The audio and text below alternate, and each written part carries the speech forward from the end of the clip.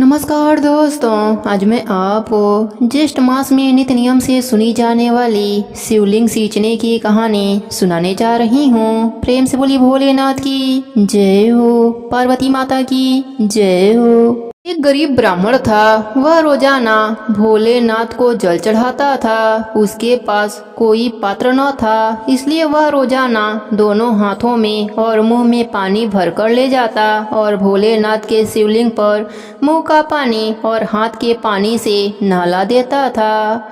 उसी ब्राह्मण के सामने बहुत बड़ा साहूकार रहता था। वह भी रोजाना शिव जी की पूजा आराधना किया करता था। संयोग से दोनों एक ही समय जल चढ़ाते थे, तो साहूकार ब्राह्मण को देखकर तिलमिला उठता था और बुरी नजर से देखता था और मन में सोचता था कि मैं तो चांदी के सिरंगी से पंचामृत लेकर चढ़ाता हूँ, शिवलिंग का अभिषेक करता हूँ और यह ब्राह्मण मेरी पूजन विधि को बिगाड़ देता है, भगवान को जूठा जल चढ़ाता है। साहूकार कई बार ब्राह्मण को समझाया कि तुम मुंह में पानी मत लाया करो, मेरे सिरंगी लेकर जल चढ़ा लिया करो, लेकिन ब्राह्मण तो अपने धुन में लगा रहता था और साहूकार की बातों पर ध्यान नहीं देता था।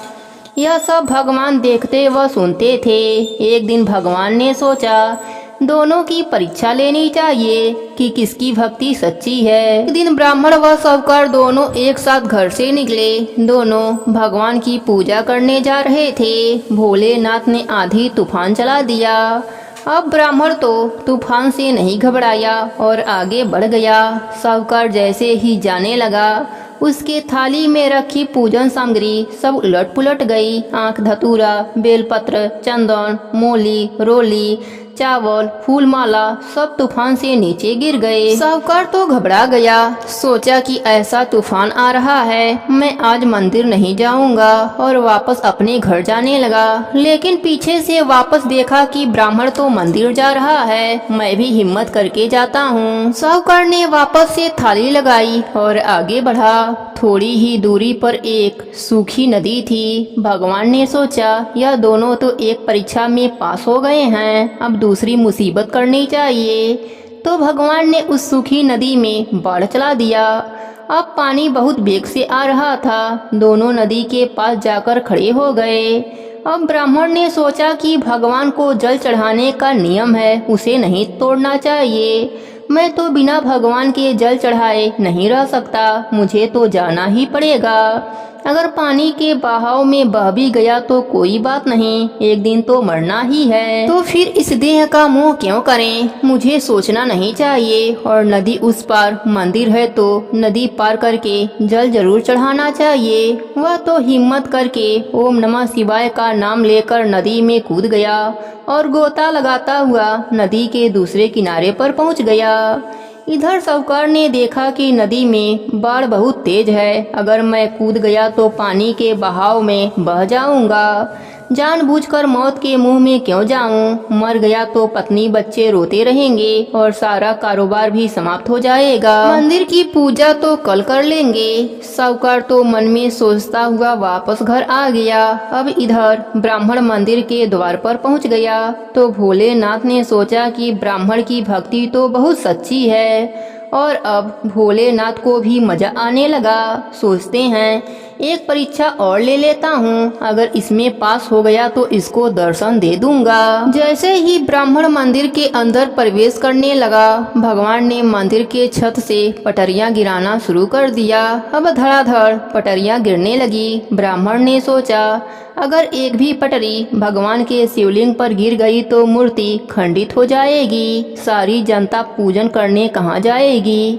इस गांव में एक ही तो मंदिर है, दूर दूर तक कहीं भी मंदिर नजर नहीं आता। मुझे शिवलिंग की रक्षा करनी चाहिए। ब्राह्मण तुरंत शिवलिंग के ऊपर लेट गया। सोचा मैं मर गया तो कोई बात नहीं, लेकिन भगवान के शिवलिंग को कुछ नहीं होना चाहिए।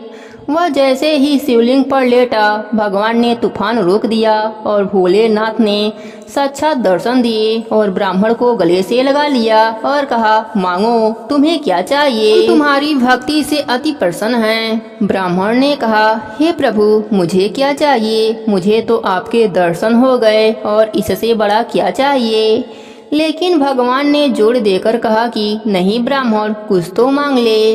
ब्राह्मण ने कहा, अगर आप देना ही चाहते हैं तो केवल एक रामझारा दे दो, जिससे मैं आपको जल चढ़ा सकूं, और अपनी भक्ति दे दो कि जब तक मैं जीवित रहूं सदा आपका ही गुणगान गाता रहूं, और मुझे कुछ नहीं चाहिए।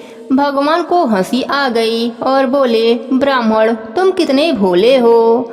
ब्राह्मण ने कहा कि हे प्रभु, मनुष्य अपने जीवन में कितना भी होशियार हो, कितना भी धन दौलत वैभव वाला हो, पर मरने के बाद उसके साथ कुछ नहीं जाता। उसकी होशियारी चतुराई यहीं पर रह जाती है, उसके साथ केवल भगवान की भक्ति जाती है। और आपके दर्शन हो गए, मेरा तो जीवन सफल हो गया। भगवान ने उसकी बातें सुनी, लेकिन भोलेनाथ तो कुछ ऐसे हैं जो अपने भक्तों को बिना मांगे ही सब कुछ दे देते हैं। भगवान ने ब्राह्मण को धन दौलत वैभव आदि सब कुछ दे दिया। वह ब्राह्मण आशीर्वाद लेकर घर आया तो अपनी झोपड़ी खोजने लगा, लेकिन उसकी झोपड़ी नहीं मिली। उस जगह उसे बहुत सुंदर सा महल मिला। वह खूब ठाट बाट से रहने लगा। अब उसके पास साहूकार से भी ज्यादा धन दौलत हो गया था। साहूकार उसके सामने नहीं आता था और अपनी गलती पर पछता रहा था। भगवान भोलेनाथ ऐसे ही हैं, वे बिना मांगे ही सब कुछ दे देते हैं। हे भोलेनाथ, जैसे आपने बिना मांगे ब्राह्मण को दर्शन दिया और बहुत धन दौलत वैभव दिया, वैसे ही सबको देना। सब पर अपनी कृपा बनाए रखना। कहानी अधूरी हो तो पूरी करना, पूरी हो तो मान रखना। प्रेम से बोलिए भोलेनाथ की जय हो, पार्वती माता की जय हो, गणेश भगवान की जय हो।